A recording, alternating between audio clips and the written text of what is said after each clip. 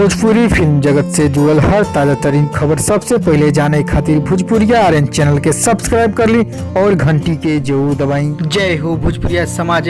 जी हाँ, तो आज आप लोग के बीच भोजपुरी के पावर स्टार पवन सिंह और भोजपुरी के सबसे सुंदर एवं सबसे हॉट अदाकारा मिस अक्षरा सिंह से जुड़ल नया एवं तरोताजा रिपोर्ट यानी बड़ी खबर लेके मिली जो उनकी फैंस को खतरा लगातार खुश खबरी की रिपोर्ट। जी हाँ, फिर जोड़ी दर्शकों के भी धमाल मचल बा, तहलका मचल बा, वो भी आज ही के डेट में। जी हाँ, तो चारों तरफ ही खबर वायरल हुआ। तो आप सबके बीच भी एक नया तस्वीर नया रिपोर्ट लेकर मैंने स्क्रीनशॉट भी दिखा सके के तरह नया खबर मिलल बा और के तरह दर्शक लोग फैंस भी धमाल मच गई बा आज ही के डेट में। जी हाँ, तो आप सब लोग जानना बहुत जरूरी बा, नया रिपोर्ट बा।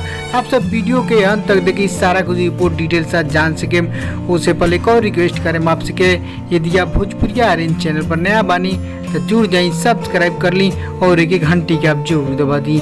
जी हाँ, तो चलिए अब दर्शक फिल्म बताए नया हम ताजा रिपोर्ट जो उनकी बड़ी खबर उनकी अक्षरा सिंह भी फैंस के बीच कमी नहीं महसूस है और पवन सिंह से लॉकडाउन में लगातार गीत संगीत में धमाल मचा ही रहा बना।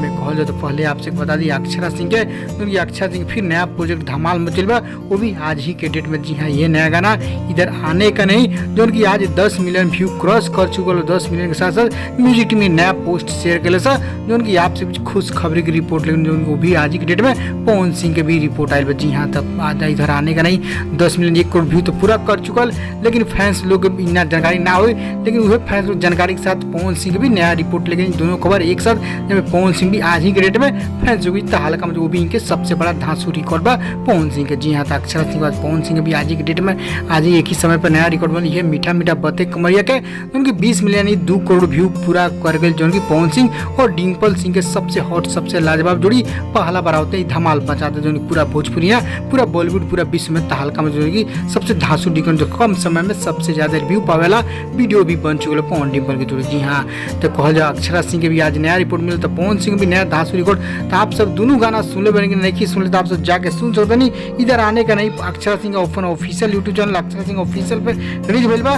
ओकरा बाद मीठा मीठा बथे कमरिया भी आपसे के वर्ल्ड रिकॉर्ड यूट्यूब चैनल में रिलीज ऊपर आप दोनों रिकॉर्ड स्क्रीनशॉट भी देख सकते यूट्यूब पर। और आपसे गाना खबर बताएं दोनों खबर एक साथ। खबर कैसा लगा, खबर पसंद पड़े लाइक शेयर कर और दोनों गाना में कौन बेस्ट आपके लगल ये जरूर बताओते जाए। मोरे तरह लेटेस्ट न्यूज इंस्टाग्राम में फेसबुक पेज पे भी पा सकते ऊपर भोजपुरी प्रचार प्रमोशन करता रहा। सर्च करके फेसबुक पेज में इंस्टाग्राम पे भोजपुरी के नाम से और फॉलो कर दें, लेटेस्ट न्यूज आपको वहाँ पे मिलती है। खबर लाइक शेयर करें और कमेंट कर रिप्लाई जरूर करें कौन गाना बेस्ट लगल।